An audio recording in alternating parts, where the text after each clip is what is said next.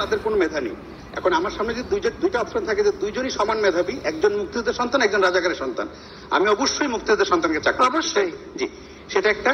ফলে মেধা এবং কোটা খুব সহজে মানুষকে বিভ্রান্ত করা যাচ্ছে যে সব মেধাবীরা চাকরি না নিয়ে কোটার চাকরি। তার মানে কি মুক্তিযোদ্ধার সন্তান নাতিপুতিরা কেউ মেধাবী না, যত রাজাকারের বাচ্চারা নাতিপুতি হলো মেধাবী, তাই না?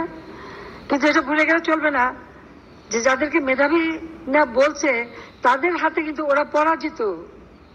যুদ্ধে কিন্তু মুক্তিযোদ্ধারাই জয়ী হয়েছিল, রাজাকাররা জয়ী হয় নাই। যারা কোটা বিরোধী আন্দোলন করছেন তারা সব সমাধান আপনার কাছে চান, তারা আদালতের পথে যেতে চান না, এবং সমাধান নির্বাহী বিভাগের প্রধান হিসেবে প্রধানমন্ত্রী শেখ হাসিনা কোটা রাখবেন না কোটা রাখবেন না। যারা আন্দোলন করছে তারা তো আইন মানবে না, আদালত মানবে না, সংবিধান কি তারা চেনে না, বা একটা কার্যনির্বাহী অর্থাৎ একটা কাজ করতে গেলে তার যে নীতিমালা বিধিমালা বা ধারা থাকে সেটা সরকার কিভাবে চলে এ সম্পর্কে কোনো ধারণাই এদের নাই, কোনো জ্ঞানই নাই। মুক্তিযোদ্ধাদের নাতিপুতিরাও পাবে না, তাহলে কি রাজাকারের নাতিপুতিরা পাবে? সেটা আমার প্রশ্ন, দেশবাসীর কাছে প্রশ্ন।